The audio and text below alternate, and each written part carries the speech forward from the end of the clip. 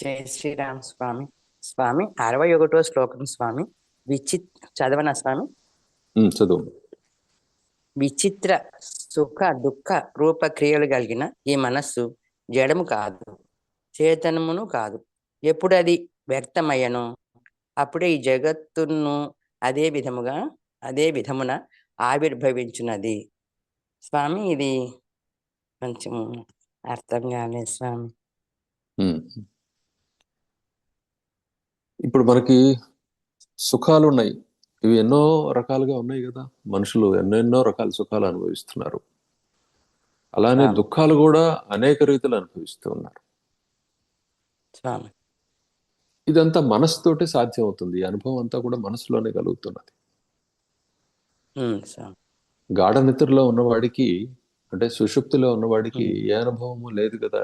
ఇటువంటి విచిత్రత్వం, అంటే వైవిధ్యంతో కూడుకున్న సుఖాలు గాని దుఃఖాలు గాని లేవు. అవి ఏకానందమే ఉంది అక్కడ సుషుప్తిలో. అవును కదా.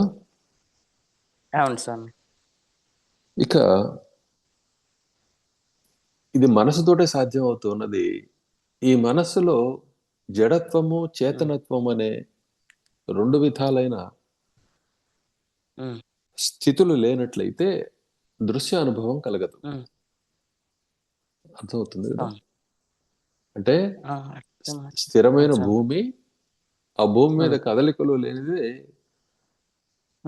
రెండు, అంటే అస్థిరమైన స్థితి ఒకటి, రెండు లేనిదే భూమిలోంచి ఉత్పన్నమైన ఈ శరీరాలన్నీ కూడా పంచభూతాత్మకాలే. కానీ భూమి మీద నడుస్తూ నేను భూమి ఉంది, నేను వేరు అని చెబుతూ నేను నడక సాగించాను, ఇంత దూరం గడిచాను అని చెప్పి మాట్లాడుతూ ఉన్నారు కదా.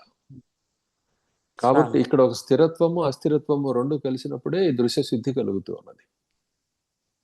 దృశ్య సిద్ధి అంతా కూడా మనో అనుభవం మాత్రమే, మానసిక అనుభవం మాత్రమే. ఇక్కడ స్థిరంగా ఉన్నది జడంగాను, చంచలంగా ఉన్నది చేతనంగాను కనిపిస్తూ ఉన్నది.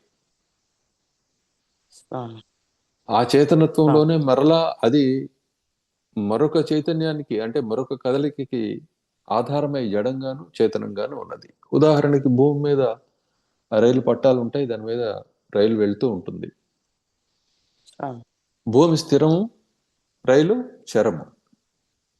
అవును కదా.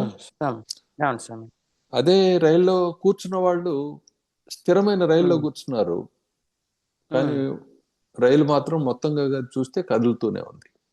అంటే ఒక్క వస్తువులోనే. అట్లనే భూమిని తీసుకో, భూమిని తీసుకున్నప్పుడు తన చుట్టూ తను తిరుగుతూ ఉంది, కానీ ఆమె స్థిర అని, అనంత అని, చంచల అని నానా విధాల నామాలతో ఆమె పిలువబడుతూ ఉన్నది. కారణం ఏంటంటే సర్వ లక్షణాలు భూమిలోనే కనిపిస్తూ ఉన్నాయి. తన చుట్టూ తాను తిరుగుతూ సూర్యుని చుట్టూ కూడా తిరుగుతూ ఉన్నది. కానీ భూమి కదిలిందంటే ఇళ్ళు వాకిళ్ళు పడిపోతాయని మనం చెబుతున్నాం భూకంపం పేరుతోటి.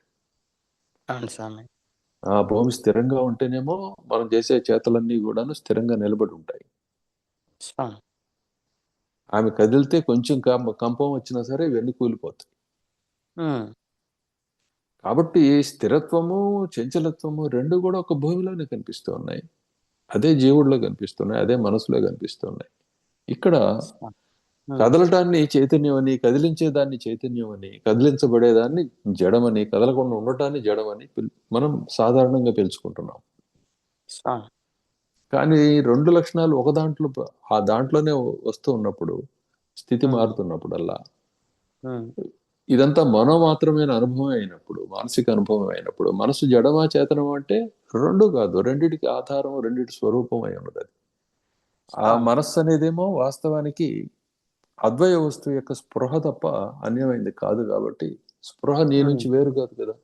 నా స్పృహ నేను వేరు అనలేవు కదా నువ్వు ఎప్పుడు కూడా.